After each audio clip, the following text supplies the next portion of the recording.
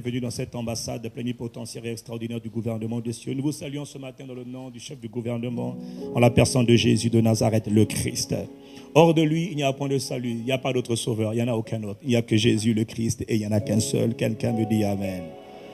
Vraiment, nous sommes reconnaissants. Cette semaine, nous avons annoncé, pendant le séminaire des gagnants d'âme, je vous le dis, nous avons annoncé la création. En dehors de nos dîmes et de nos offrandes que nous donnons à Dieu, c'est une bonne chose, nous allons continuer à le faire. Mais pour ceux qui veulent comprendre, ceux qui veulent soutenir la vision que Dieu nous a donnée, Seigneur nous a dit de mettre en place un fonds œuvre et mission, un fonds œuvre et mission, un fonds missionnaire pour les œuvres. Nous allons de plus en plus nous tourner vers les œuvres de compassion, les œuvres de bienfaisance, les œuvres de compassion, de bienfaisance. Ce sont les œuvres, ce sont les activités que nous faisons vis-à-vis des personnes vulnérables. Nous le faisions déjà, mais nous voulons l'intensifier. On va aller sortir cette année beaucoup pour évangéliser, pour apporter la parole de Dieu, pour apporter l'évangile de Christ. Nous n'allons pas seulement aller avec les Bibles, nous devons aussi aller avec les vivres. Les Bibles puis les vivres. Dis-moi Amen. Et ce que vous avez vu hier, ce n'est que le début du commencement. Nous allons gagner le pays rue par rue, avenue par avenue, ville par ville, village par village. Quelqu'un me dit Amen. Mais le rêve que nous avons, sincèrement, le rêve que nous avons, c'est d'apporter Christ. Mais Christ, n'oubliez pas, quand Christ témoignait l'évangile, des fois, souvent, il nourrissait les gens. Amen. Donc on va partir avec la bonne parole, avec la parole qui transforme les vies, mais on va aussi partir avec les vivres. Notre rêve à travers le fonds missionnaire et le fonds des œuvres que nous mettons en place, c'est aller vers les prostituées, vers les enfants, vers les veuves, vers les orphelins, vers toutes les personnes, les prisonniers, vers toutes les personnes qui sont vulnérables, qui sont fragiles. Dieu est le Dieu des gens fragiles. Dieu aime et Dieu accepte les gens qui sont fragiles. Les gens que le monde a tendance à mépriser, Dieu ne les méprise pas du tout. Et Dieu a besoin d'amener sa parole à ces gens-là. Et en même temps manifester sa grâce et son amour. Quand demain nous irons dans des villes, à l'extérieur, les villes un peu reculées, ce que nous voulons en famille ICC, c'est d'aller puis d'embraser les villes. On sache que Jésus est passé par là. Pas seulement avec les croisades, des miracles, des guérisons, mais on veut aussi aller transformer les centres de soins, transformer les écoles. On veut retaper les écoles, retaper les centres de santé, on veut retaper tout. On va, on tape, on change les... Moi, je rêve, on va, on change toute une école, on fait les tables bancs, on amène les cahiers, les crayons, on amène les livres scolaires, etc. Celui qui me suit me dit Amen. Mais ces gens-là, on croyait que c'était venu seulement pour l'évangile. Oui, mais l'évangile, c'est tout. On vient, on sait que Jésus est passé par là. Nous ne voulons pas nous mettre en avant, nous voulons mettre en avant le royaume de Dieu. Nous voulons mettre le roi Jésus de Nazareth, le Christ. Quelqu'un me dit un bon Amen. Donc, à partir d'aujourd'hui, quand vous faites votre fonds, si vous avez 10 francs, 20 francs, 1000 francs, 10 000, 100 000, 1 milliard, quel que soit, aucun montant ne sera inutile. À ICC, nous avons, par la grâce de Dieu, appris à gérer ce que Dieu nous donne avec sagesse. Rien ne sera perdu, absolument pas. Tout ce que nous le faisons pour la gloire de Dieu. Quand Dieu nous bénit, c'est pour sa gloire. Ce n'est pas pour les nouvelles robes, ma soeur, c'est pour la gloire de Dieu. Tu en as déjà assez, il faut te calmer. Bon, il y a quelqu'un qui a besoin d'entendre ça. Quelqu'un me dit Amen. Nous allons entrer dans la parole. Nous sommes en train de parler depuis le mois de janvier d'une série très importante que Dieu nous a inspirée, ambassadeurs du royaume. Nous sommes des hommes et des femmes ambassadeurs, c'est-à-dire des envoyés, c'est-à-dire des missionnaires, c'est-à-dire des témoins de Christ. Il nous appelait à être des témoins de Christ. J'ai oublié de dire merci à Dieu pour tous les gagneurs d'âme. Y a-t-il quelqu'un qui peut m'aider à honorer Dieu, à acclamer Dieu pour les gagneurs d'âme? Les gagneurs d'âme. Vous voyez, Dieu donne une vision. Mais Dieu doit envoyer les hommes. Mon ami, si tu étais là hier pour gagner des âmes, si tu étais là pendant ce séminaire, ne te méprise jamais. Tu es important aux yeux du royaume. Tu es important aux yeux de Dieu. Dans le royaume, il n'y a pas de pasteur. Dans le royaume, il n'y a pas de bishop, il n'y a pas d'archibishop. Il n'y a que des disciples. Et les disciples vont annoncer la bonne nouvelle du royaume. Quelqu'un me dit Amen. Les gens ont traversé la route, parfois même pour venir me voir. Vous êtes bien le pasteur Castanou? Qu'est-ce que vous faites là? J'ai dit, je fais mon travail, gagner des âmes. J'ai dit, je suis en train de faire tout le boulevard. Ah, donc on a vu tous les gens là, c'était vos gens. Ce ne sont pas mes gens, ce sont les gens de Jésus. Il les a envoyés pour gagner des âmes, parler de Christ. Oh, dis-moi un beau Amen. Cela dit, en parlant avec beaucoup de gens, je me suis rendu compte quand même, je dois vous le dire, que beaucoup de gens qui sont soi-disant nés de nouveau sont profondément ignorants. Ça m'a fait mal. Beaucoup de gens qui vont dans les églises ne comprennent rien à la parole. Moi, quand je vois quelqu'un qui me dit « Ah, pasteur, je vous ai vu, ma journée va changer. Oh, bénissez-moi. » Je dis « Comment bénissez-moi? Moi, je suis qui pour te bénir? Tu ne sais même pas qui tu es. Tu es béni quand tu es en Christ, tu ne comprends même pas ça. Il ne comprend pas ça. Donc, pour lui, c'est le pasteur qui doit le bénir. Je dis « Quelle misère, quel ignorant. » Tu vois, c'est terrible. Il faut annoncer la bonne nouvelle. La bonne nouvelle contient tout. Dis-moi Amen. Voilà pourquoi il a besoin que les ambassadeurs sortent. Tantôt ils vont guérir les malades, tantôt ils vont parler de la parole de Dieu. Et cette parole va toujours transformer la vie des gens. Dis-moi amen. Nous sommes des ambassadeurs, des témoins de Christ, des missionnaires de Christ, des envoyés de Christ dans le monde pour communiquer à ce monde perdu la bonne saveur de Christ. Et ça passe par toi et ça passe par moi. Nous sommes en train de parler de la mission principale. Un ambassadeur. Nous parlons du message, le message de l'évangile. Mais que contient le message même de l'évangile? Nous avons vu que Jésus, pendant 3 ans et demi, allait de ville en ville, de village en village, annoncer la bonne nouvelle du règne de Dieu, la bonne nouvelle de Christ. Et quand Jésus est parti, il a dit que le Saint-Esprit viendra vous enseigner. Il parlera, il vous donnera le message. Et le Saint-Esprit est venu, il nous a donné la bonne nouvelle. C'est la bonne nouvelle de Christ. L'évangile consiste à parler seulement de Christ et de Christ seul. Quand Jésus venait, nous avons vu qu'il a fait des miracles, des prodiges, c'est vrai. Mais ce n'était pas le but de sa venue. Le but de sa venue, c'était de résoudre, c'était de régler une fois pour toutes le problème de la race humaine. La race humaine était frappée de la malédiction. La race humaine était malade à cause d'un problème qui est le problème principal de tous les hommes. Dieu n'est pas responsable des maux, des malheurs, des calamités, de la méchanceté sur la terre. Trop de gens vous disent, mais si Dieu existe, pourquoi? Si Dieu existe, pourquoi? Si Dieu existe, pourquoi? Dieu n'est pas responsable. Dieu est un Dieu qui est juste. Dieu avait donné les clés du monde, les clés de la terre entière à un homme qui était le chef de ce monde ou encore le Dieu de ce monde. On l'appelait Adam. Adam était le chef de toute l'humanité. Dieu a donné tout le pouvoir à Adam. Il n'a rien enlevé. Tu fais ce que tu veux sur la terre t'appartient. Adam était le boss. Nous étions tous en Adam. Et lorsque Adam, notre premier chef, a décidé de trahir en désobéissant à Dieu et en se soumettant, il ne savait pas qu'en désobéissant à Dieu, il allait tomber sous le contrôle de quelqu'un d'autre. Il pensait que ses décisions n'avaient aucun impact. Il pensait qu'il pouvait désobéir à Dieu, puis c'est pas grave, il n'y aura pas de conséquences. Faux! Il y a toujours les conséquences à la désobéissance. Lorsqu'il a désobéi, il est tombé sous le pouvoir de Satan. Satan a fait un coup d'État violent, mais sans armes. Il lui a ravi l'autorité qu'il lui a donnée. Et Satan a emmené sa nature dans le monde. Adam est devenu esclave. L'humain est devenu l'esclave de ces esprits démoniaques. Une organisation de criminels spirituels. Tu ne vas pas à l'œil nu, mais tu reconnais leurs effets. Le royaume des ténèbres est rentré. Et la Bible dit que quand l'homme est tombé, la mort est rentrée dans le monde. À cause du péché. Le péché a emmené dans le monde les souffrances, les maladies, les guerres, les calamités, les malédictions, les enchantements, les envoûtements, l'occultisme, la pauvreté, les échecs répétés. Tout ça, là, la racine, c'est le péché. Le problème des hommes, ce n'est pas Dieu. Dieu n'est pour rien, c'est le péché. C'est les hommes qui ont donné à Satan le pouvoir de les dominer. On va en parler plus tard. Dis-moi amen et je continue. Et quand Jésus vient pas pour faire les miracles. Les miracles là, c'est pour nous montrer à quoi va ressembler notre vie quand il va partir. Quand il va mourir et ressusciter, il dit voilà, vous allez faire comme moi. Parce que tel il est, tel nous sommes. Mais quand Jésus vient, son but, voici l'agneau de Dieu. Jean 1, verset 29. L'agneau de Dieu est venu pour faire quoi? Pour enlever le péché du monde. Or, le problème, c'est que pour enlever le péché du monde, la Bible dit que sans effusion de sang, il n'y a pas de pardon. Pour que l'humanité soit pardonnée, Dieu et les hommes étaient en colère. Pour que les hommes et Dieu soient réconciliés, il faut le sang. Il faut du sang. Et le sang doit être versé. Mais qui va verser le sang? Un ange? Non. Pour racheter les hommes, c'est Dieu qui a créé l'homme. Et le problème, c'est que Dieu a créé l'homme exactement comme lui. Alors la valeur d'un homme est déterminée pas par les anges, par Dieu lui-même. Dieu dit pour sauver les hommes, c'est Dieu qui doit verser son sang. C'est ça l'évangile. Message fou, message insensé, message ridicule, mais message vrai.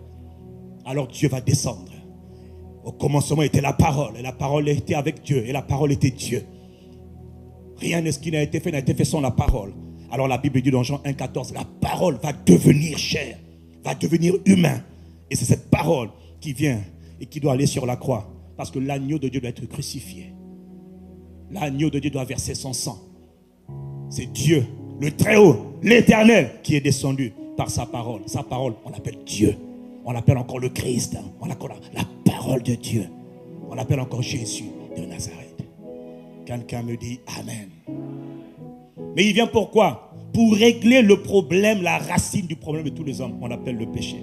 Et quand il a réglé le problème du péché, quand on enlève la racine d'un arbre, alors l'arbre est démantelé. Il ne peut plus donner la mort. C'est terminé. Toutes les conséquences qui étaient créées par l'implantation de l'arbre sont résolues parce que l'arbre a été enlevé. Quand il enlève le péché, alors je te le dis, que tu sois conscient de ça. Il enlève le péché dans ta vie. Ça veut dire qu'il va enlever la maladie, la pauvreté, les échecs, l'instabilité, les malédictions. Parce qu'il a déraciné l'arbre du péché. Si quelqu'un me suit, qu'il me dise Amen. Quelle est la stratégie par laquelle Dieu veut sauver les hommes, les ramener à lui et leur redonner le pouvoir qu'ils ont perdu? La stratégie que Dieu donne s'appelle la croix. La croix n'est pas l'initiative d'un homme. La croix, c'est l'initiative de Dieu lui-même. C'est Dieu qui a dit que pour sauver l'humanité, je dois mourir sur une croix. Quelqu'un me dit Amen. Et nous avons laissé la croix pour aller chercher l'onction, aller chercher le bishop, le prophète, pour le salut de nos âmes, de nos vies. Non, la seule solution, c'est la croix. Et ce n'est pas la croix de quelqu'un, c'est la croix de Christ. Aucun homme ne t'a sauvé, c'est Christ qui sauve. Personne n'est capable de sauver. Il y a de salut en aucun autre. Le salut se trouve dans le Dieu qui est descendu du ciel. On l'appelle Jésus, le Christ. Quelqu'un me dit Amen. Et l'évangile que nous sommes appelés à annoncer, justement, c'est l'évangile de Christ, de la croix de Christ, ou encore de l'œuvre achevée de Christ. Et l'apôtre Paul nous le rappelle dans 1 Corinthiens 15, je le répète toujours. Je vous rappelle, frères, l'évangile que je vous ai annoncé. Beaucoup d'entre nous, et en parlant hier dans les rues, je me suis rendu compte que beaucoup n'ont pas écouté le bon évangile. Et ils galèrent et ils souffrent, ils ne comprennent rien. Et mon peuple est détruit par son manque de connaissance parce qu'il ne comprend pas l'évangile.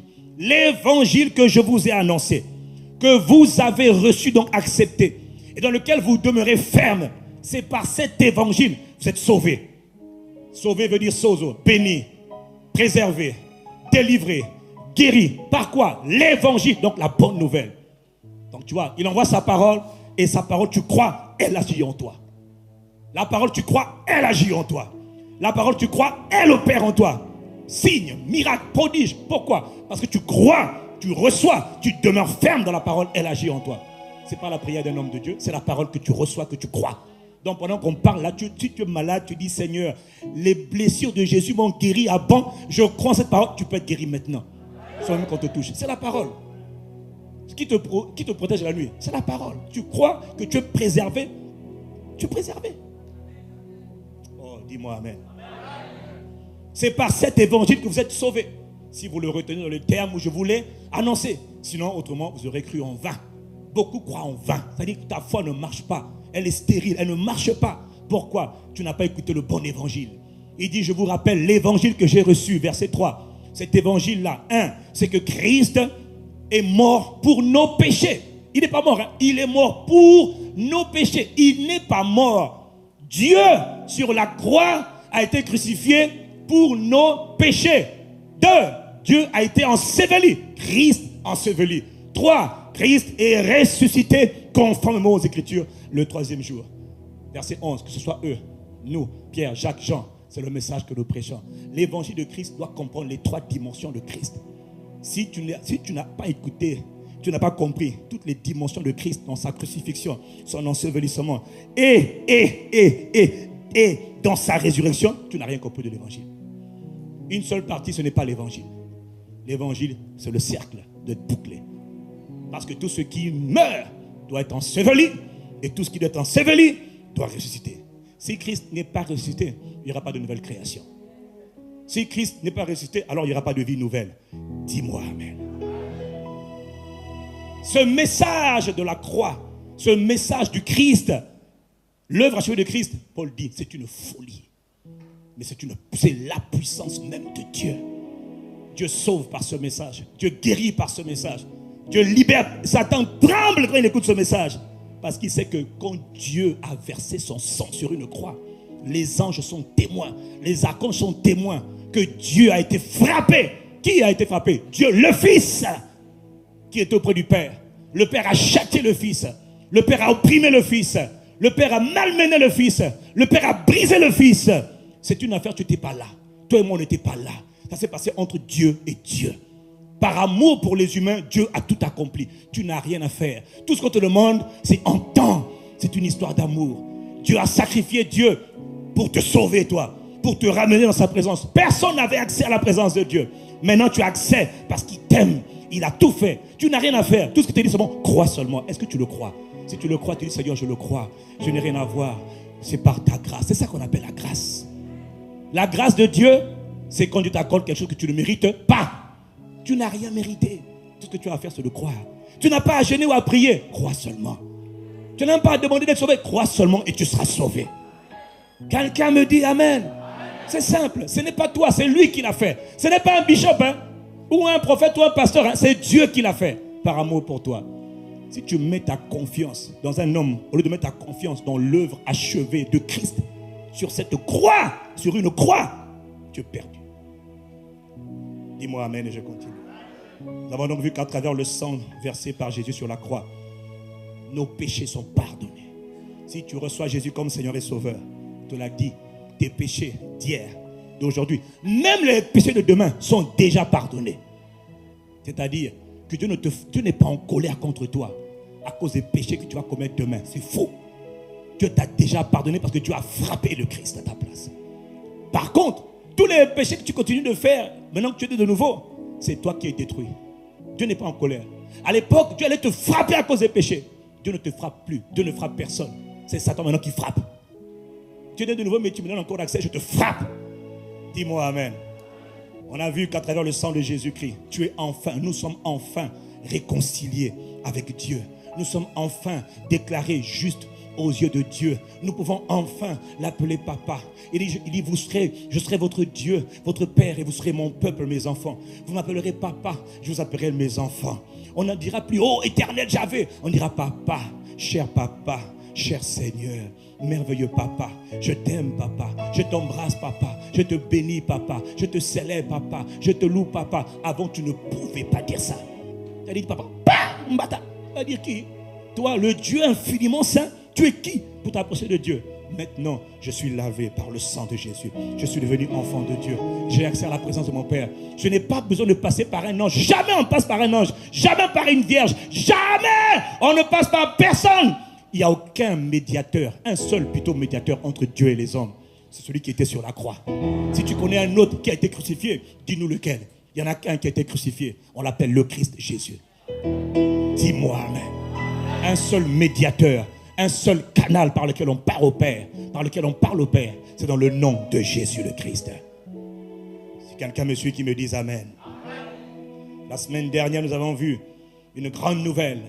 C'est qu'à travers le sang de Jésus versé sur la croix, quand Christ était sur cette croix, Christ était vraiment en train de régler non seulement les péchés que nous avions commis, mais il était en train de régler aussi ce qui nous poussait à pécher. Il est venu régler aussi la racine du péché. Voilà pourquoi il a dit l'agneau de Dieu ôte le péché. Pas seulement les péchés, mais aussi le péché. Et quand il parle de le péché, il parle de la nature du péché. Il parle de ce qui poussait tous les hommes à pécher. Et n'oublie pas que Christ s'est identifié à nous. Il est devenu un avec nous. C'est-à-dire ce qu'il accomplit, ce qu'il est, nous le sommes. Il y a eu un changement, un transfert de position. Il a pris notre place afin que nous prenions sa place. Et quand tu nais de nouveau, quand tu reçois Jésus comme Seigneur et Sauveur, alors l'expérience de Christ accomplie il y a 2000 ans devient ton expérience. C'est comme ça que tu peux être guéri de toutes les maladies. Lui, il a porté les maladies il y a 2000 ans pour qu'aujourd'hui, quand tu reconnais, tes maladies aussi partent. Pas parce que tu es bon, parce que tu reconnais que lui, il a porté tes maladies. Quelqu'un me dit Amen. Quelqu'un me dit Amen. Donc nous avons vu une grande nouvelle. C'est que Christ est venu régler le problème du péché à la racine. Nous avons vu dans Romains chapitre 6, au verset 6. Car nous savons, dit Paul, il nous donne une révélation que beaucoup ne comprennent pas. Beaucoup sont nés de nouveau, mais ils luttent avec le péché. Ils luttent parce qu'ils n'ont pas été éclairés. Ils n'ont pas reçu la révélation. Beaucoup qui ont reçu la révélation disent non, je ne crois pas, c'est trop beau. Écoute, parce que le problème du monde, c'est le péché. S'il vient seulement pardonner les péchés, mais il ne règle pas en nous la nature du péché, on va avoir des problèmes. Tous les hommes qui naissent depuis Adam jusque-là sont pécheurs. Tous les hommes sont pécheurs et les pécheurs vont pécher. Les voleurs vont voler, les tueurs vont tuer. Ce n'est qu'une question de temps, mais ils vont commettre le péché. Tu vas voir une femme ou un homme qui est bien, qui a l'air bien habillé. Oh, lui là, il a l'air sincère. Mon ami, s'il n'est pas né de nouveau, il est de la race adamique, donc il est pécheur. Il va pécher. Il a beau te dire le jour du mariage, je t'aime ma belle, je t'aime ma gazelle. C'est un pécheur. Tôt ou tard, il va te tromper. Pas parce qu'il veut, mais parce qu'il doit. Il est pécheur. Le pécheur va pécher. Un jour, il va voir une autre gazelle. Avec les yeux verts, il va te tromper. Comment Johnny, tu as fait ça? David a dit, je suis né dans le péché. Ça c'était David, hein? Dis-moi amen. Ma mère m'a conçu dans le péché. C'est vrai. Depuis Adam, tout le monde est pécheur. De la même manière qu'un seul homme a fait entrer le péché dans le monde, on l'appelait Adam, et a donné le pouvoir à Satan sur la race humaine. De la même manière, un seul homme doit venir pour nous délivrer du péché et redonner le pouvoir aux hommes. Le pouvoir qui avait été donné à Satan doit être arraché de Satan pour redonner aux hommes. Un seul homme doit le faire parce que c'est un seul homme qui l'a fait. Cet homme, on l'appelle Jésus de Nazareth. Dis-moi amen. Je n'ai pas entendu toi amen.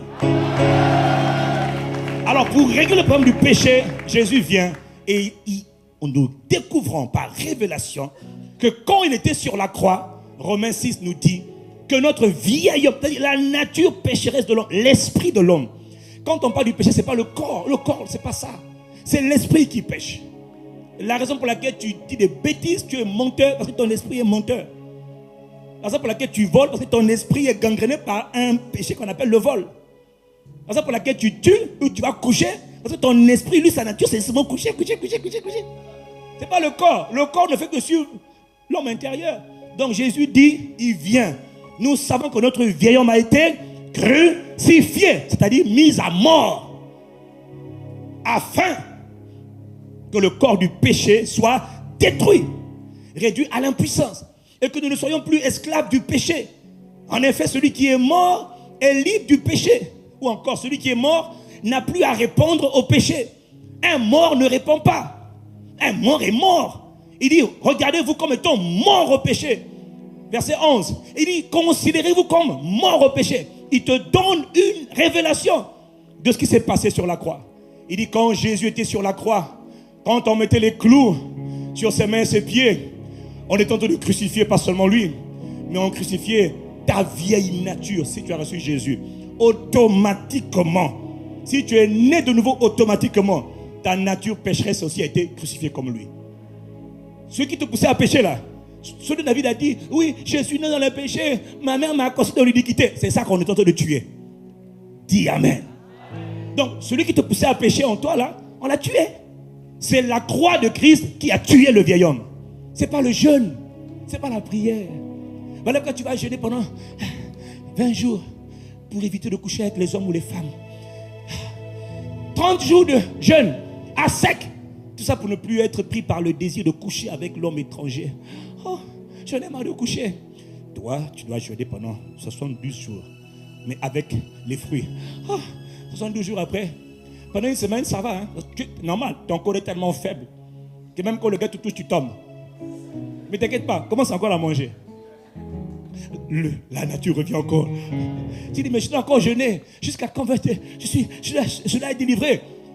Il a dit, l'évangile que je vous ai annoncé, que vous avez accepté, de lequel vous demeurez ferme, c'est le bon évangile. Quand Christ a été crucifié, si tu as accepté Christ, il y a un mystère qui s'est passé. Il y a un secret. La vieille nature, là, ton vieil homme a été tué. Maintenant, tu es libre du péché. Mais maintenant, tu as ta part à faire. Mais beaucoup de gens ne savent pas qu'ils sont libres du péché et ils luttent avec. Dis-moi amen si tu me comprends. Voilà pourquoi Paul a dit, j'ai été crucifié. Il a eu la révélation. J'ai été crucifié avec le Christ. Je suis mort sur la croix avec le Christ. C'est ça. Quand tu es conscient de ça, tu acceptes ce message. Cette parole te rend capable maintenant de vivre une vie nouvelle. C'est là, mon frère, au commencement, ce n'était pas l'imposition des mains. Au commencement, c'était d'abord la parole. La parole, tu l'entends. La parole, tu crois, tu reçois. Tu dis cette parole, je demeure ferme. J'ai été crucifié avec Christ. Donc, quand tu es tenté, parce que tout le monde est tenté. Qui n'est pas tenté? Même un vieux de 100 ans qui est en train de mourir, il est tenté. Si une petite fille vient se le toucher, elle vous dit, oh papi. Tout le monde est tenté. Paul a dit, j'ai été crucifié avec Christ. Si je vis, ce n'est plus moi qui vis, mais c'est le Christ qui vit en moi. Tout le monde est tenté. Mais tout le monde ne répond pas de la même manière.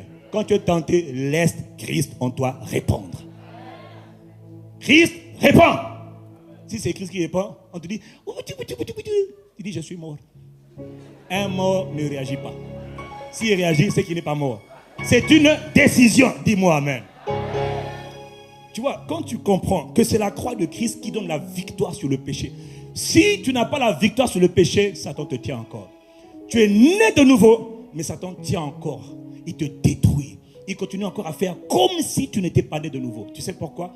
Parce que le pouvoir de Satan, du monde des ténèbres, vient seulement du péché. Oh, quelqu'un me dit amen. Quelqu'un me dit amen. Voilà pourquoi c'est la croix de Christ qui donne la sanctification.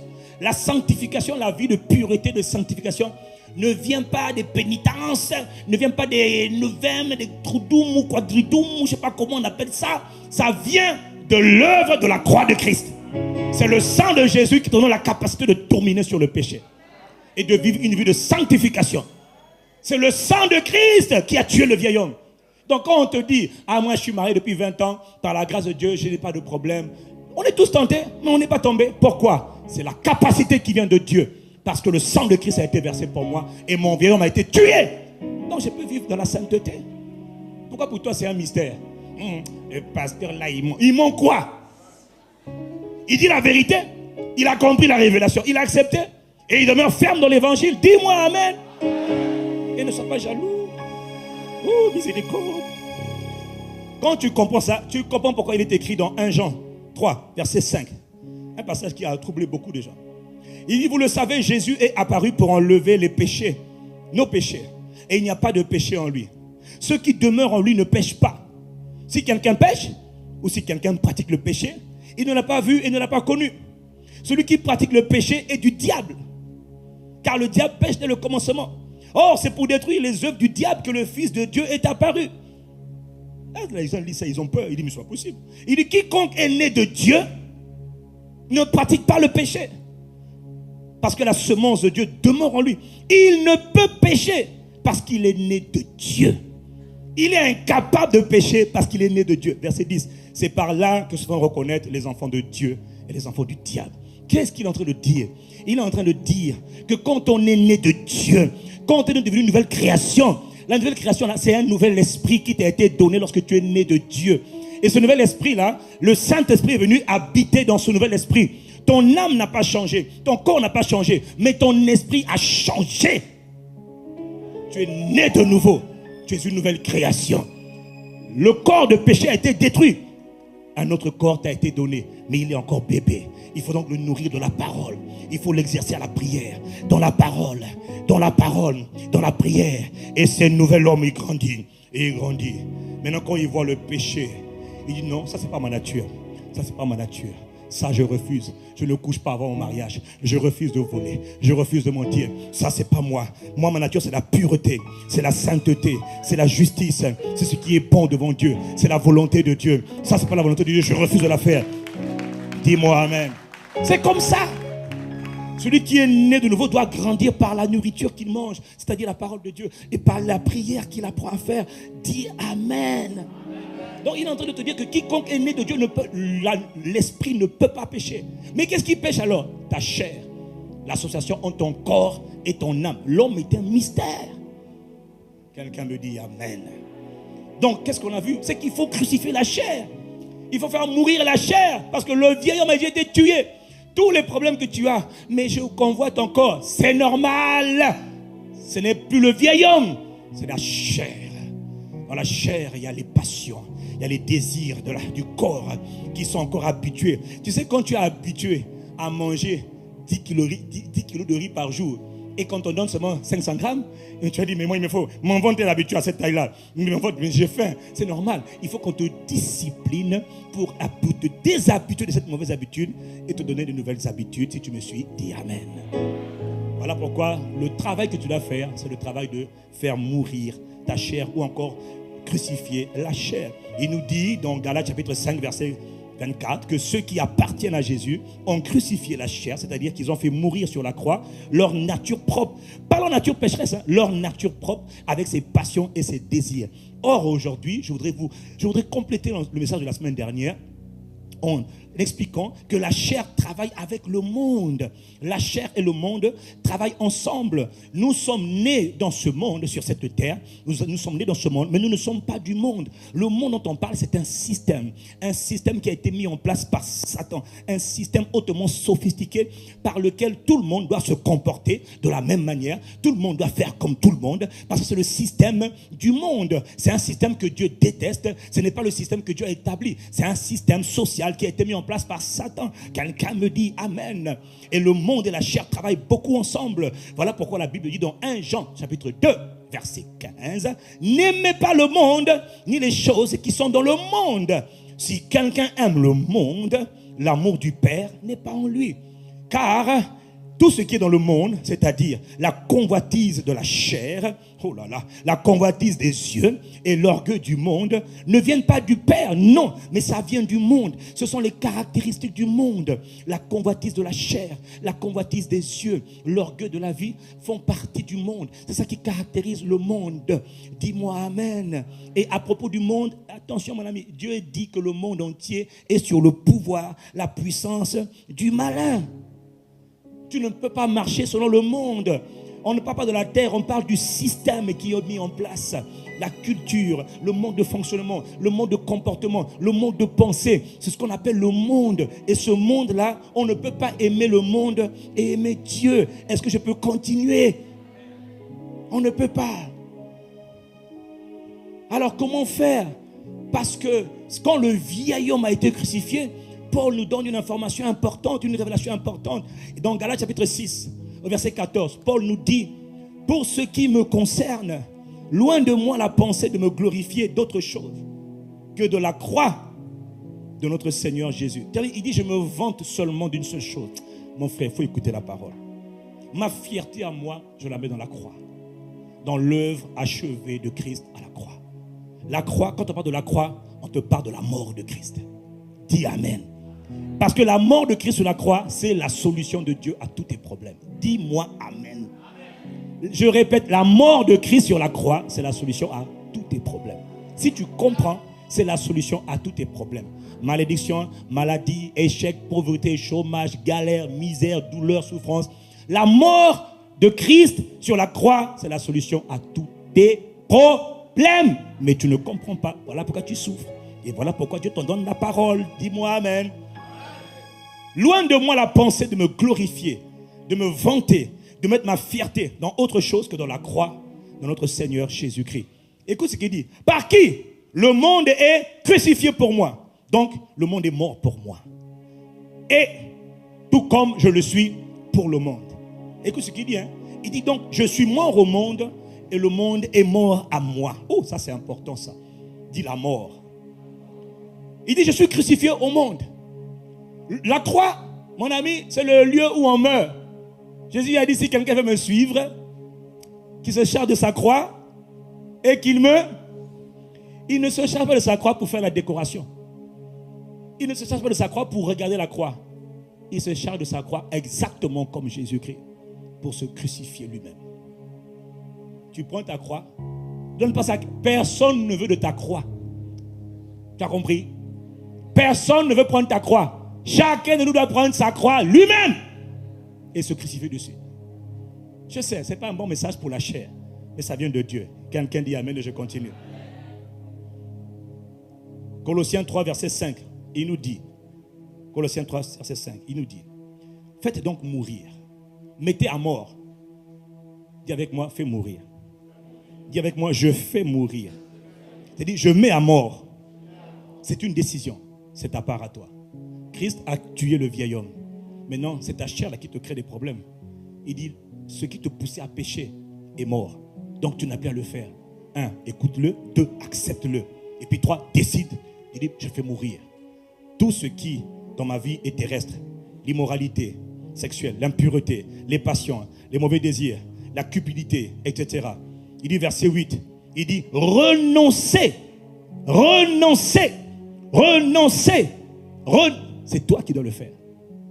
Renonce à tout cela, à la colère. Renonce à la fureur, la méchanceté, les calomnies, les grossièretés qui pourraient sortir de ta bouche. Ne mens plus. Renonce. Paul nous a dit, je suis mort au monde et le monde est mort à moi. Et il nous dit que la parole nous dit que le monde est caractérisé par 3 choses. La convoitise de la chair, des yeux et l'orgueil de la vie. Et quand on parle de la convoitise de la chair, on te parle. Écoute, beaucoup de gens souffrent, nés de nouveau, mais ils sont en train de souffrir. Ils sont en train de penser comme le monde, agir comme le monde. La convoitise de la chair. Quand on parle de la convoitise de la chair, je te prends par exemple un exemple simple. La chair, tout ce qui est la chair, tout ce que le corps aime. Par exemple, tu vois, le sexe. Le sexe est créé par Dieu, c'est une bonne chose. Mais ce qui est créé par Dieu doit être utilisé comme Dieu l'a voulu. Sinon, c'est du sabotage. Maintenant, le monde nous dit on doit coucher très tôt avec tout le monde, partout où on veut, quand on veut. Je n'ai 10, c'est bon. D'ailleurs, plus tu as de conquêtes, plus tu couches, plus tu aux amoureux. Plus tu couches, plus tu es viril. Plus tu couches, plus tu es une belle femme. Tu es une bonne femme. Plus on te désire, plus c'est bon.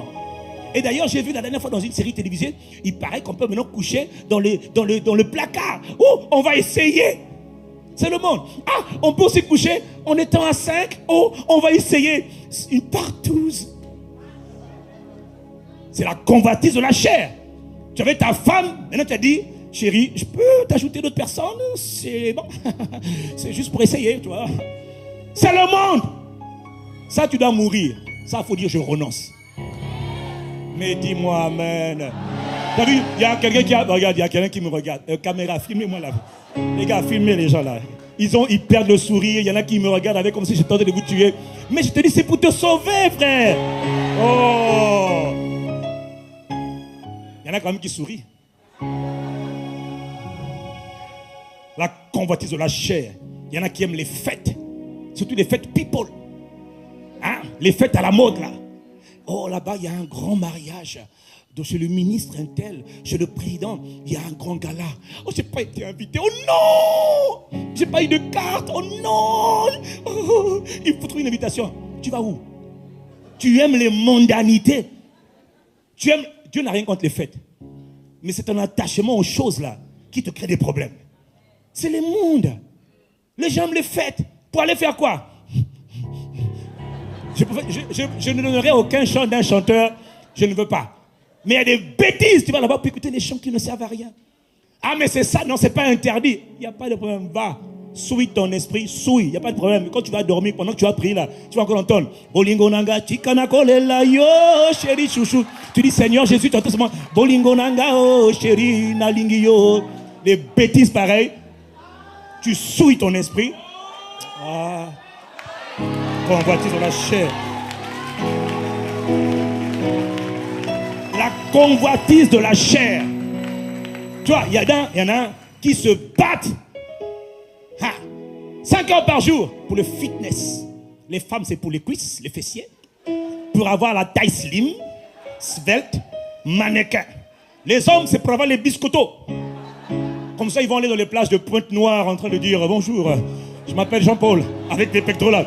Il dit bonjour. Quand il serre même ta main, sa main est tellement grosse qu'elle t'engloutit. Il dit, ouais, je m'appelle Jean-Claude. Oh, biscotto, chocolat, misérable. C'est le monde, frère. Et le gars, il est là, il est baraqué. Mais spirituellement, c'est un moustique. Kamandelebo, chataraba. Quand il est baraqué, il dit, pasteur, priez pour moi. Regarde, tu es baraqué pour eux. Dégage. Hey, voilà. Si tu es gaillard, il n'y a pas de problème. Il faut prier. 5 heures de haltérophilie. 30 minutes de prière. Misérable. C'est la culture du monde. Et toi aussi, ma soeur, qui passe ton temps à faire les fessiers. Ou encore, on va travailler les seins. Plus c'est gros, plus ça tire. Misérable.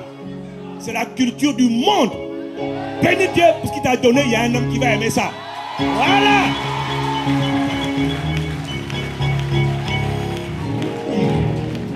Tu n'as pas dit amen, ce n'est pas grave, moi je dis amen. On se bat avec le corps. C'est l'art de la corpologie. L'entretien du corps. Hein? C'est la chair, frère. La chair. Et puis je ne parle pas des hommes et des femmes, surtout des femmes qui aiment des vêtements. Il y a vêtements et puis il y a vêtements compliqués. Qu'est-ce que les vêtements compliqués? C'est quand tu vois, tu dis non, mais quand même, là, on exagère. Fallait qu'à moi qui peine mon taka. C'était plus simple. C'est une robe en lin, nouvelle tendance. Le dos, évidemment, il y a rien. On monte totalement le dos, on s'en fout. Mais le pire, c'est que le devant, on monte seulement les bouts des seins. Et puis, non, cette tendance spirituelle là. Et puis quand elle passe là, tous les frères, toi tu regardes quoi? Misérable, tu regardes quoi? Tu suis le monde. Faut te repentir, frère. Tout ce qui brille. Mais pardonne-le, papa. Il y en a qui ont couché avec des femmes comme ça là. Je dis, mais qu'est-ce qui m'arrive? Ma vie est un cauchemar. Qui t'avait dit d'aller là-bas?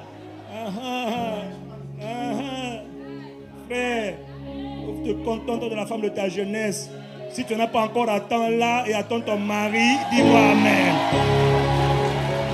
Fais comme moi, dis Seigneur, fais-moi aimer ma femme, fais-moi aimer ma femme et ma femme seule.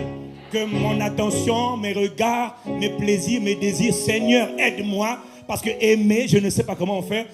Fais-moi la grâce d'être focalisé sur ma tendre femme. Un point, un trait. Comme ça, quand la femme vient. Je peux te dire, un jour, je suis tombé sur une soeur, frère, elle avait les yeux verts. J'ai jamais vu quelqu'un qui avait des yeux verts. Même maintenant, je n'ai pas des yeux verts. Elle était jaune comme une mangue, mais avec les yeux verts. Quand tu la regardes, tu dis, je dis, hey, il y a une année. Korobo Shakada. Pasteur, priez pour moi. Je dis jamais.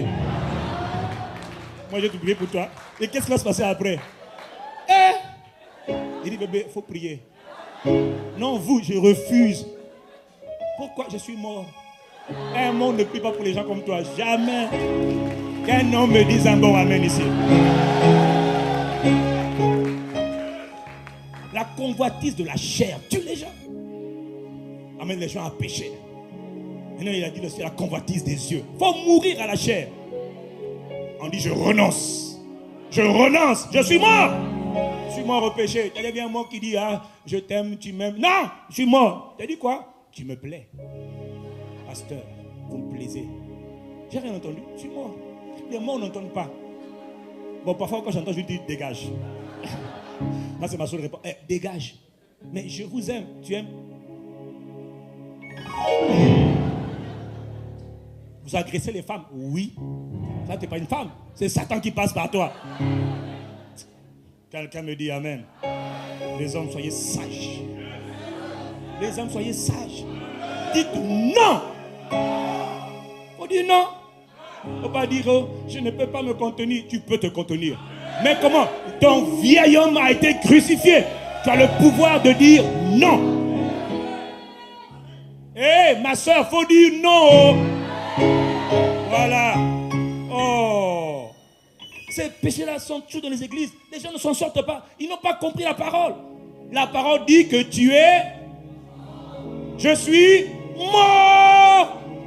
Quand on est mort, ma soeur. Mais tu ne m'aimes plus, Jean-Louis. Tu ne me désires plus. Embrasse-moi juste là. Et puis après, on va monter. Après, on va monter, on va venir au sol. Et puis après, ça a commencé. Puis je te commence. Embrasse-moi. Zéro, je suis mort. Tu n'es plus un homme. Non, non, je suis mort. Satan peut te tenter. Des fois, te dire, si tu es un homme, déshabille-moi. Je suis mort. Un mort ne peut pas réagir sur les paroles. Je refuse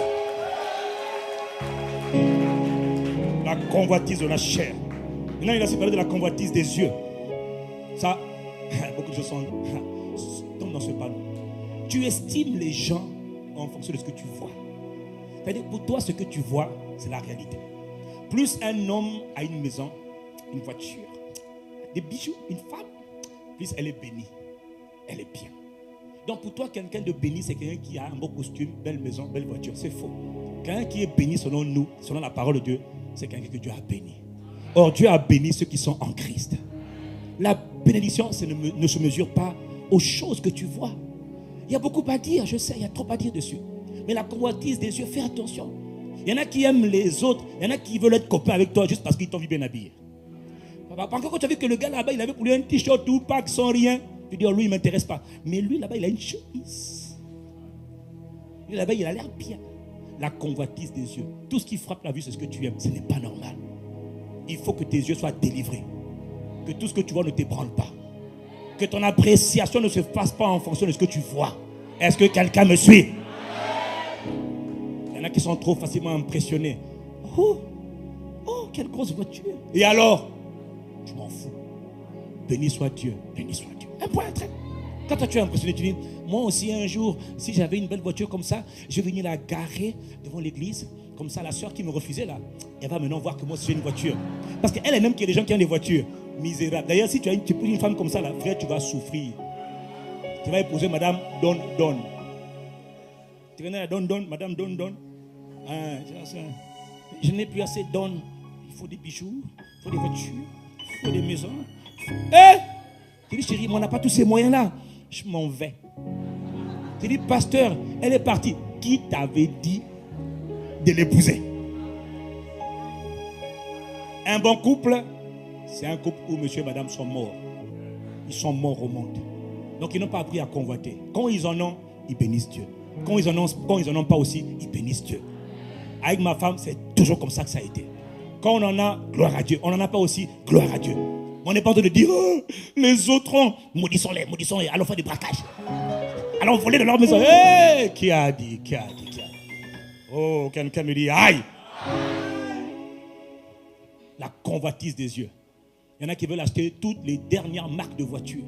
D'ailleurs, il y a même des gens qui ont la voiture là. Il y a 2 personnes qui ont la voiture dans la ville, il n'est plus content. Et il faut collectionner autant d'objets, de choses matérielles que possible. Tout ça pour le désir de acquérir. Tout ce que tu vois, tu dois acheter. Tout ce que tu vois, tu veux avoir. Pourquoi? Ah, j'ai vu un dernier bijou, mais tu en as déjà beaucoup, tu ne portes même pas. Ah, j'ai encore vu une robe, mais tu en as déjà 1000, tu ne portes pas. Convoitise, la maison.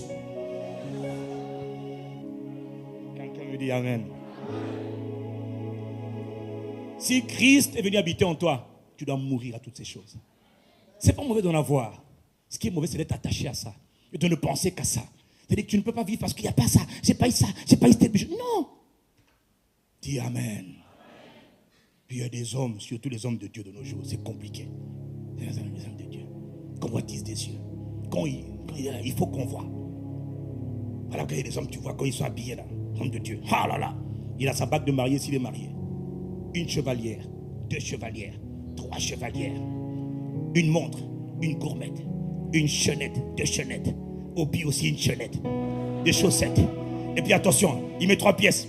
Avec les 3 pièces, tu as le pot, la pochette, c'est normal la pochette. Avec la pochette, tu as aussi la montre qui sort de la pochette là, tu vois. Un peu comme les films western. Tout ça là. Pour la moto moko, une seule personne, tout ça là. Viens, ma chère. Je suis celui qui suit. L'envoie. Ce n'est pas mauvais. Mon problème, ok. Il faut rester équilibré. Dis-moi amen. Hein? Toi aussi, ma sista là. Hein?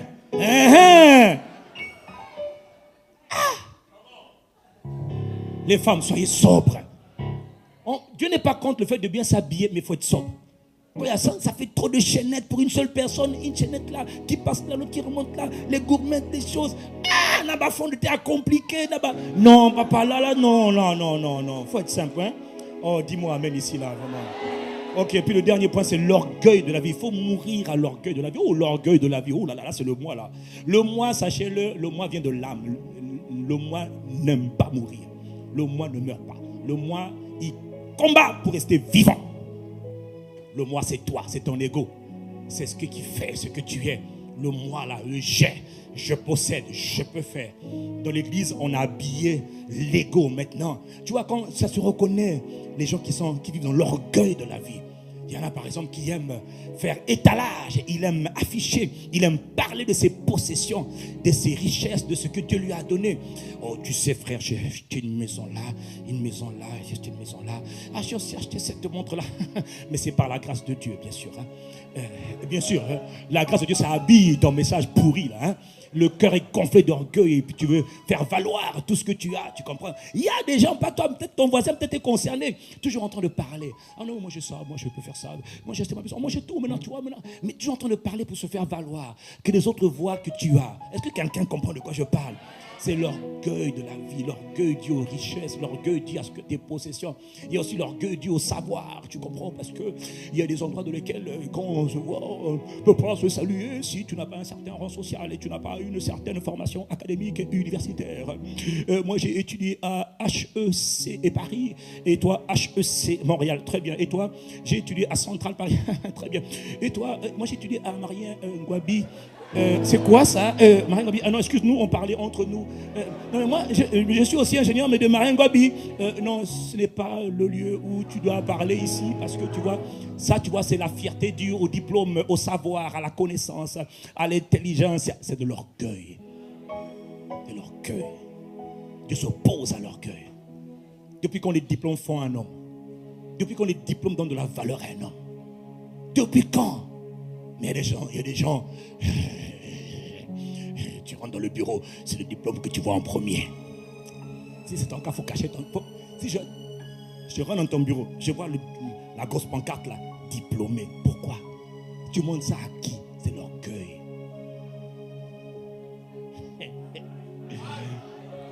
Hein? Le savoir. Les gens, quand ils ont appris quelque chose, tout le monde doit savoir ce qu'ils ont appris.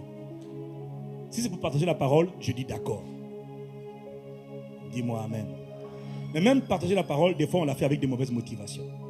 Est-ce que tu sais que tu peux prêcher ce que tu as appris, par exemple ici, mais avec le désir de montrer que tu connais plus que l'autre? Est-ce que quelqu'un comprend? Est-ce que quelqu'un comprend? Chez Dieu, ce n'est pas tellement l'acte qui est mauvais, c'est la motivation. Qu'est-ce qui t'inspire en faisant ça? Non, mais je voulais juste exhorter le frère. Je voulais exhorter la sœur parce qu'elle ne comprend pas.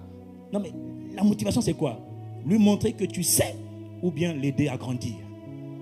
C'est le même but, mais ce n'est pas la même motivation. Celui qui me comprend, qui me dise amen. L'orgueil de la vie, il faut mourir à ça. Le désir de montrer tes capacités, ce que tu as fait. Parfois, on voit ça, c'est des gens qui sont très spirituels.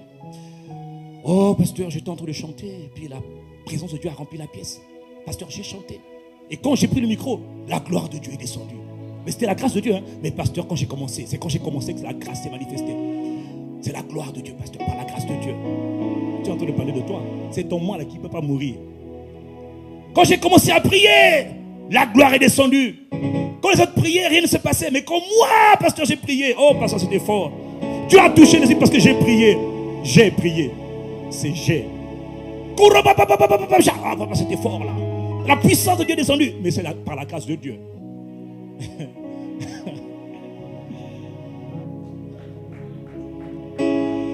Ah, miséricorde. Le moi doit se faire valoir. Le moi doit mourir. Dieu n'aime pas ça. Dieu n'est pas comme ça. C'est le contraire de la nature de Dieu. Dieu c'est le recul, Dieu c'est l'humilité. Tout ce qui exalte le moi, tu dois le tuer. Et la bonne nouvelle, c'est qu'il faut le tuer tous les jours. Parce que le moi ne va jamais mourir. Il faut le crucifier, il faut le tenir assujetti. Paul a dit, je traite durement mon corps, je le tiens assujetti. Chaque jour, je tiens mon âme, mon moi assujetti. Quand on me fait les honneurs, quand on me fait des félicitations, on me donne des félicitations, je n'en fais pas. Oh, merci, merci. Quand on ne t'a pas félicité, tu es malheureux. Quand on n'a pas reconnu un travail que tu as fait, tu es triste. Pourquoi? Parce que ton moi n'a pas été exalté. Il y a des moments où Dieu va permettre que tu travailles sur quelqu'un qui est moins compétent que toi, juste pour te briser. Il y a des moments où Dieu va permettre que ceux qui ne méritaient pas les récompenses soient élevés au-dessus de toi pour que tu sois brisé. Est-ce que quelqu'un comprend? Quand c'est comme ça, accepte la mort. Ce n'est qu'une étape, ce n'est qu'une saison. Arrête de faire état de tes capacités. J'ai fait, j'ai bâti, j'ai construit, j'ai fait. Tu n'as rien fait. C'est la grâce de Dieu en toi qui a fait. Quelqu'un me dit amen. D'autres encore dans l'orgueil du moi, dans l'orgueil de la vie. La soif de pouvoir. Bon, là, ça vous connaissez au Congo, c'est facile à trouver. Hein? Soif de pouvoir, de position, de reconnaissance, d'honneur. Le pouvoir, il faut qu'on te donne le pouvoir. Tu dois accéder à telle fonction. Pourquoi tu veux accéder au pouvoir? Non, parce que nous aussi, on doit régner sur la terre. On doit régner dans ce monde. Alléluia, pasteur. Dieu a dit qu'on doit régner. C'est vrai, mais toi, c'est quoi ta motivation? C'est quoi ta motivation? On doit faire des affaires pour le royaume. Est-ce que tu as d'abord été fidèle dans tes dîmes, tes offrandes spéciales avant d'être puissamment béni par Dieu? Est-ce que tu as déjà été fidèle à Dieu dans les petites choses? Pourquoi veux-tu les grandes choses quand tu n'as même pas été fidèle dans les petites choses? Dieu va te fermer le ciel. Hein? Perdez vos sourires, rien à faire. Soif de pouvoir. soif de reconnaissance. Mais c'est moi qui ai fait, on ne m'a pas dit, on n'a pas dit que c'était moi. C'est bien fait pour toi. Meurs. Quelqu'un me dit Amen. Il y en a dans leur soif de reconnaissance, quand ils viennent quelque part, on doit savoir qu'il est là. On doit savoir qu'il est là. Tu fais tout pour que tout le monde te voie. Entre l'amour des premières places et l'amour des honneurs et l'amour de la gloire, de la renommée, c'est mondain, c'est la culture du monde. On ne peut pas aimer Dieu et aimer ces choses, ce n'est pas possible, c'est incompatible. Dis-moi Amen. Dieu n'est pas contre la richesse, Dieu n'est pas contre, non, c'est Dieu qui bénit. C'est Dieu qui donne la capacité de prospérer, c'est bon. Mais la motivation avec laquelle tu veux prospérer, c'est quoi? C'est ça la question. Et comme nous, on ne connaît pas tes motivations, il n'y a que Dieu qui les connaît. Donc Dieu te bloque. Tu dis, pasteur, priez pour moi. Ma prière ne va rien changer. C'est Dieu qui bloque. Quelqu'un me dit Amen. Le dernier point, il y en a qui veulent toujours se justifier. Même quand tu as raison, accepte d'avoir tort. Même quand tu as raison, laisse, meurs. Renonce à ta raison, meurs. La croix de Christ, la croix, c'est l'endroit où on meurt. On ne vit pas, on meurt. Je rêve d'être pasteur d'une église de mort, où tout le monde est mort. Tout le monde est mort à lui. Ou plutôt, c'est pas un accomplissement, c'est un processus où tout le monde apprend à mourir. À commencer par le pasteur, il meurt d'abord. Et moi, je meurs tous les jours déjà. Et c'est pas fini. Toi, tu dois mourir toi aussi. Comme ça, si tout le monde est mort, si tu es blessé par l'autre, il m'a blessé, il m'a choqué, meurs. Ok. Je te pardonne, frère, parce que je suis mort. Un mort n'est pas offensé. Le mort ne réagit pas. Il n'y aura pas de convoitise. Il n'y aura pas de mauvais désirs. Parce que tu es mort à ça. Est-ce que quelqu'un me suit? La mort, ça paye toujours. La mort paye toujours. Mourir peut sembler difficile. C'est vrai, à certains moments de la vie. Mais sur le long terme, la mort rapporte beaucoup. Jésus a dit dans Jean 12, verset 24, pardon. Si le grain de blé, écoute, là il parle de ta vie. Il parlait de sa vie à lui, il parle de ta vie à toi aussi. Il parle de ta vie et de sa vie à lui. Si le grain de blé tombait en terre, ne meurt. Il faut qu'il meure, tu entends? Il ne faut pas seulement qu'il tombe, il faut qu'il meure. Il faut qu'il soit enseveli. Parce qu'il dit, s'il meurt, il porte beaucoup de fruits. Mais s'il ne meurt pas, il ne porte rien. Il y a un mystère dans le fait de mourir à soi. Il y a un mystère dans le fait de renoncer à soi. On renonce à soi, on meurt. Quand on meurt, on est enseveli. C'est désagréable pendant quelque temps. Mais quand ça revient, on revient plein de force, plein de gloire et on porte beaucoup de fruits. Et on devient une source de bénédiction pour l'humanité, pour notre génération. Si tu me comprends, dis-moi Amen. Et pour ça, il faut mourir. Personne ne porte du fruit s'il ne meurt pas d'abord. C'est impossible. Le dernier point, la maturité spirituelle, je l'ai dit la semaine dernière, je conclue en le disant encore. Ne se mesure pas à la qualité, à la quantité des dons spirituels, à la connaissance de la parole de Dieu que tu as. Tu connais tous les versets de Bible par cœur, ça ne veut rien dire. La maturité, plaire à Dieu, c'est mourir. Veux-tu plaire à Dieu? Meurs à toi-même. Jésus a renoncé à lui-même. Il est mort. Il s'est laissé mourir. Il s'est laissé abaisser. Il s'est laissé humilier. Tout, c'était son choix, sa décision. Tel il est, tel nous devons être. La croix de Christ a réglé le problème du moi. Parce que tous les jours, il te dit, tous les jours, meurs à toi. Prends ta croix, meurs à toi. Meurs à tes ambitions égoïstes. Meurs à ton je. Meurs à ton ma. Meurs à ton mais. Meurs à tout ce que tu aimes. Meurs. Et quand tu apprends à mourir à ça, Dieu dit, tu vas commencer à porter beaucoup de fruits. Parce que maintenant, Dieu pourra passer par toi pour bénir les autres. Dieu pourra passer par toi pour faire du bien aux autres. Parce que là, tu ne diras plus, ah, c'est parce que j'ai. Non, tu diras, c'est vraiment Dieu qui l'a fait. Je ne suis rien et je n'ai rien. Si tu ne veux pas mourir, Dieu va te faire mourir. Tu sais pourquoi? Parce que tu es précieux à ses yeux. Les amis, Dieu a investi en chacun d'entre nous. Celui qui n'a pas envie de mourir, tu vas passer par la mort obligatoire. Je vous l'ai dit, on appelle ça le brisement. Là maintenant, c'est... Il y a des enfants, hein, tu dis, écoute, je t'ai parlé, tu n'as pas écouté. Papa, mon fils, mon fils. Un jour, papa va pour la chicote. Il dit, ok, tu n'as pas écouté, non, viens ici. On appelle ça la fessée. La fessée là, c'est ce que Dieu donne à certains d'entre nous. Comme tu n'as pas écouté, maintenant il te tape. Pasteur, prie pour moi, ça ne va rien changer. Ça, c'est la mort. Il faut accepter. 1 Jean 4, verset 1 Jean 5, verset 4 dit que tout ce qui est né de Dieu triomphe du monde. Et la victoire qui triomphe du monde, c'est notre foi. Qui est celui qui a triomphé, qui est un vainqueur du monde? Seulement celui qui croit que Jésus est le Fils de Dieu. Jean nous dit que mourir au monde, c'est impossible. Si tu n'es pas né de nouveau, c'est impossible. C'est quand on est né de nouveau que le vieil homme a été crucifié. Quiconque n'est pas né de nouveau ne peut pas triompher dans ce système satanique qui absorbe tout le monde. S'il est préservé dans un domaine, il tombera dans un autre domaine. Ça va être soit la convoitise de la chair, des yeux ou l'orgueil. Mais tu vas être ravagé par le monde. Mais quand tu es né de nouveau, alors tu peux sortir de ça. Pourquoi? Parce que la croix de Christ a réglé le problème du vieil homme. Il faut naître de nouveau. C'est la condition. Et il faut accepter maintenant de mourir à soi-même. 1, on naît de nouveau. 2, on décide de mourir à soi-même. Pourquoi? Pour porter beaucoup de fruits. Pour être une source de bénédiction pour ta génération. Si tu as compris, dis-moi Amen. Incline la tête avec moi en signe de révérence envers Dieu. Et si ce matin tu es là, mais tu n'es pas encore né de nouveau, si tu es là, écoute-moi, dans les salles annexes ou dans cet auditorium, tu n'es pas encore né de nouveau. Les autres, je vous demande d'incliner votre tête, s'il vous plaît. Est-ce qu'il y a une âme, au moins une seule personne, qui n'est pas encore née de nouveau? Parce que, mon ami, Jésus a dit, personne ne peut rentrer dans le royaume de Dieu s'il ne naît pas de nouveau. La nouvelle naissance, ce n'est pas le baptême. La nouvelle naissance, c'est la recréation de ton esprit. Ton esprit doit naître de nouveau. L'homme ancien doit mourir pour qu'un homme nouveau naisse. Si tu n'es pas né de nouveau, tu es encore frappé sous la colère de Dieu, sous la malédiction. Mais quand tu nais de Dieu, alors Jésus vient habiter en toi. Et quand Jésus vient habiter en toi, il fait de toi sa demeure. C'est là que tu deviens une nouvelle création. C'est là maintenant que tu peux triompher sur le monde, sur le péché. Et là, c'est une décision que tu prends toi-même. Nul ne peut te pousser à accepter Christ. C'est ton choix. Est-ce qu'il y a une âme ici ce matin qui entend le son de ma voix? Tu veux changer de vie, tu veux plaire à Dieu, tu veux marcher avec Dieu. Tu ne pourras jamais y arriver par tes propres efforts. Tu dois d'abord naître de nouveau. Est-ce qu'il y a une âme qui veut naître de nouveau ce matin? Est-ce qu'il y a quelqu'un, pendant que les autres ont la tête levée, dans les salles annexes, tête baissée, en signe de révérence envers Dieu? Si vous voulez naître de nouveau, levez votre main là où vous êtes. Lève ta main là où tu es.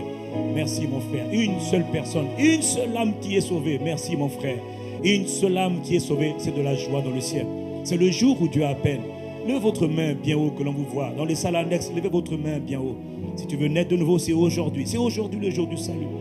C'est aujourd'hui que Jésus veut sauver. C'est maintenant que Dieu veut sauver. C'est aujourd'hui. Je vous demande de faire un effort supplémentaire dans les salles annexes et dans l'auditorium, de vous mettre debout là où vous êtes. Vous ne venez pas devant. Ne venez pas devant. Restez là où vous êtes. Mais mettez-vous debout là où vous êtes. Et nous voulons prier avec vous. Comment est-ce qu'on fait pour naître de nouveau? Il faut juste confesser Jésus. Il faut reconnaître Jésus comme Seigneur et Sauveur. C'est quand on croit dans son cœur et qu'on le confesse de sa bouche qu'on est sauvé. Vous qui avez levé la main, mettez-vous debout là où vous êtes. Mettez-vous debout à votre place. Et nous voulons prier avec vous. Et toute l'assemblée va répéter avec vous cette simple prière. C'est une simple prière. On parle, on croit dans le cœur et on confesse de la bouche que Jésus est Seigneur. Et c'est comme ça qu'on est sauvé. Et c'est comme ça qu'un nouveau départ vient. C'est comme ça qu'on commence une vie nouvelle. C'est Jésus qui le fait. Il le fait par son esprit. C'est Jésus qui vous appelle. C'est pour vous qu'il était sur la croix. Vous allez répéter après moi cette simple prière. Seigneur Jésus-Christ, j'ai entendu ta parole. Je crois que tu es le Fils de Dieu. Je crois, Seigneur Jésus-Christ, que tu es mort sur la croix pour moi, pour mes péchés. Et je crois que tu as été enseveli. Et le 3e jour, tu es ressuscité des morts. Seigneur Jésus-Christ, par une décision de ma volonté et par ta seule grâce, ce matin, je te reçois, je t'invite, je t'accepte comme mon sauveur et mon Seigneur. C'est-à-dire le souverain, le nouveau maître de ma vie. Seigneur Jésus-Christ, je te reconnais, je te rends gloire de ce que tu m'acceptes. Si je fais cette prière, c'est parce que tu m'as attiré à toi. Je te rends gloire et je te remercie. Père céleste, dans le nom de Jésus-Christ, je te rends grâce de ce que tu m'attires à toi, tu m'appelles à toi, par ta seule grâce et pour ta seule gloire. Jésus-Christ, Père, est mon Sauveur et mon Seigneur à partir d'aujourd'hui. Je te rends grâce pour cela, car c'est un privilège que tu m'accordes ce matin. Sur la base de cette confession, je déclare que mes péchés sont pardonnés. J'appartiens maintenant à la famille de Dieu. Je déclare que je suis enfant de Dieu. Je suis né de nouveau. Je suis né de Dieu. Je suis sauvé par la parole de Dieu. Je te rends gloire, Jésus mon Seigneur. Et je te rends grâce, excellent Père. Dans le nom de Jésus, je suis reconnaissant et je fais cette prière. Amen et Amen.